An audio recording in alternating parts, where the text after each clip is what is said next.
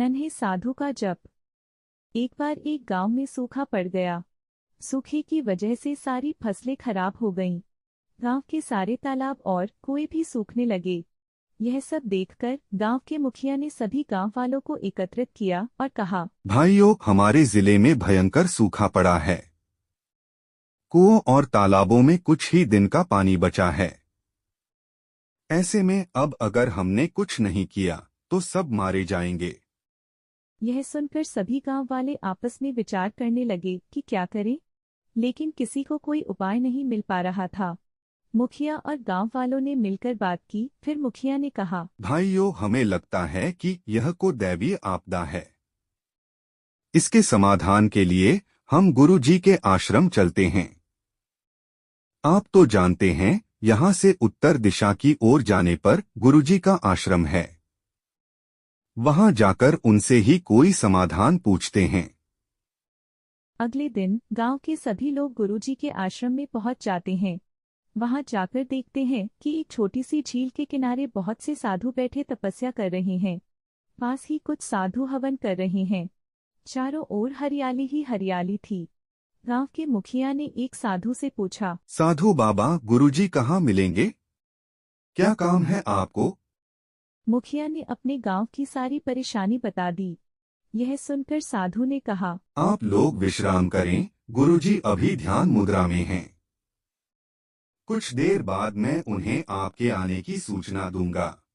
मुखिया और गांव वाले वहीं हरी हरी घास पर बैठ गए। ऊपर पेड़ों की छाया थी, नीचे हरी घास। चारों ओर खुशी का माहौल देखकर सब अपना दुख भूल गए। कुछ देर बाद साधु ने आकर बताया कि गुरुदेव आपको बुला रहे हैं। मुखिया और कुछ लोग गुरुजी की कुटिया में पहुंच गए। उन्होंने गुरुजी को दंडवत प्रणाम किया। बताइए, क्या कष्ट है? आप सब यहाँ किस लिए पधारे हैं? मुखिया ने अपने गांव की सारी परेशानी बता दी। यह सुनकर साधु ने कहा, यह तो प्रभु की इच्छा है। मैं इसमें क्या कर सकता हूँ? जिस जीव का समय पूरा हो जाता है वह भगवान की शरण में चला जाता है। जाओ, श्री हरि का नाम जपो, वही तुम्हारे कष्ट का निवारण करेंगे। गुरु जी, हम सूखे की मार झेल रहे हैं। फसलें हमारी नष्ट हो चुकी हैं। हमारा परिवार भूखा मर रहा है।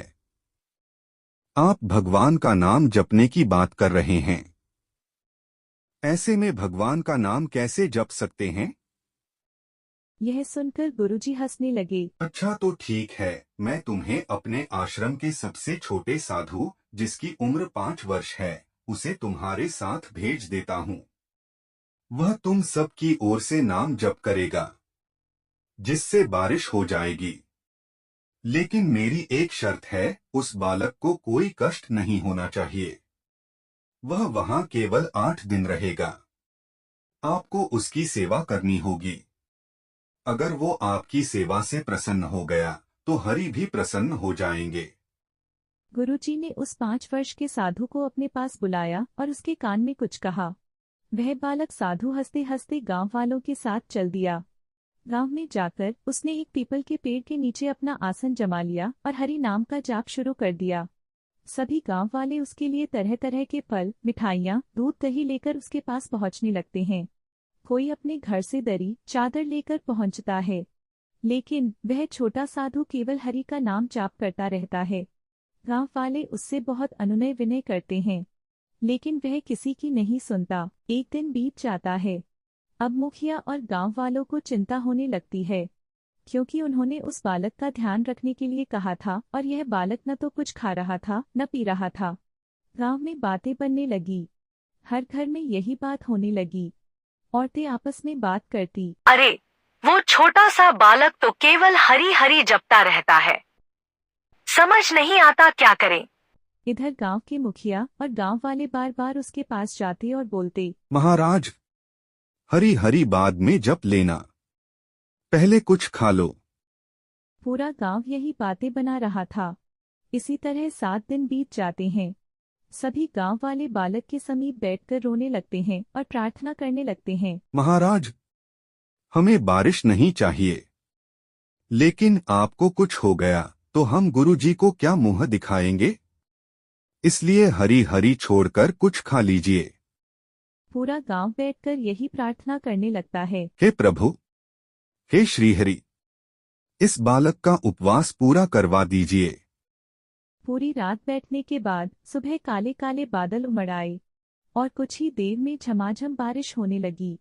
लेकिन गांव वाले बारिश भूलकर वह बालक भीग न जाए, इसलिए वे बांस खड़े करके छप्पर बनाने में लग गए। हे प्रभु श्री हरि, हम तो पहले से ही परेशान थे, आपने बारिश और करा दी। इस बारिश को बंद कर दीजिए। कहीं यह भूखा बालक बारिश में भीग गया तो बहुत चिंता बढ़ जाएगी। यह सब देखकर उस साधु बालक ने आंखें खोल दी और कूदकर खड़ा हो गया। मेरा काम हो गया, आपके गांव में बारिश हो गई, अब मैं चला। वह बालक आगे आगे चल रहा था। पूरा गांव उसके पीछे पीछे आश्रम तक पहुंच गया। मुखिया जी, आपकी परेशानी खत्म हो गई, अब क्यों आए हो? मुखिया और पूरा गांव गुरुजी के पैरों में गिर गया। गुरुजी, आपके इस नन्हें साधु ने न तो कुछ खाया और न कुछ पिया, केवल हरिहरि का जाप करता रहा। हमें तो कुछ भी ध्यान नहीं रहा। हम तो इसे बचाने में लगे रहे। हमारे कारण इसे बहुत कष्ट हुआ। हमें क्षमा कर दीजिए।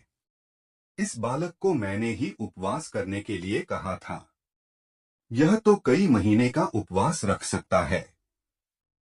यहाँ तो केवल 8 दिन ही हुए थे। अब दूसरी बात सुनो। इसकी चिंता में पूरा गांव हरिहरि बोलता रहा, जिससे प्रभु श्री हरि ने तुम्हारी पुकार सुन ली और बारिश हो गई। चाहे तुम इसे बचाने के लिए ही सही, लेकिन खुद भूखे प्यासे रहकर इसकी चिंता में मुंह से हरि हरि बोलते रहे।